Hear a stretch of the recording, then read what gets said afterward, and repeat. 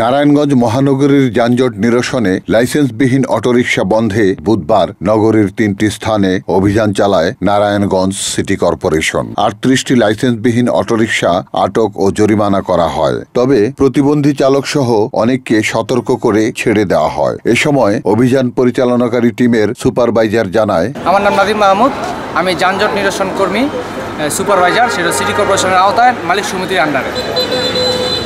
আজকে আমাদের যে অভিযান চলতেছে সেটা হচ্ছে যে আমরা কিছু কিছু গাড়িকে সতর্ক করতেছি এবং কিছু কিছু গাড়িকে আমরা আটক করতেছি।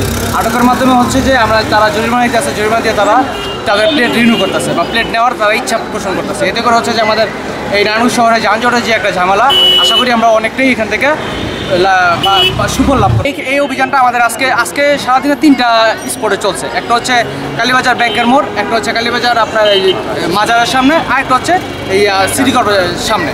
তা আগামীকাল আবার লাঞ্চের পরে আমরা চাষারা যাবো। চাষারাকে ওইখানে একটা আমরা তাদেরকে সতর্কমূলক একটা কিছু ছোটো একটা শাস্তির মাধ্যমে তাদেরকে সতর্ক করে দেওয়া হবে, যাতে নাকি তারা সতর্ক হয় এবং প্লেট নিতে উৎসুক হয়। তারা হচ্ছে যে সিটি কর্পোরেশনের আওতা অনুযায়ী তাদেরকে 3000 টাকা জরিমানা করা হচ্ছে। সোনালী ব্যাংকের মাধ্যমে তারা টাকাটা ওখানে জমা দেয়, ওই রিসিপ্টটা নিয়ে গেটে জমা দেয়, তাদেরকে আমরা ছেড়ে দিচ্ছি এবং তাদেরকে বুঝিয়ে দিচ্ছি যে আপনার প্লেট নেন, প্লেট নেওয়ার ব্যবস্থা করেন। প্লেট নিলে আপনার শহরে বৈধ চলমান অভিযান, এটা কোনো ছিন্ন না যে আছে 15 দিন আছে 15 দিন থাকবেন, এরকম হবে না। কাউন্ট অনুযায়ী 38টা গাড়ি ধরা হয়েছে।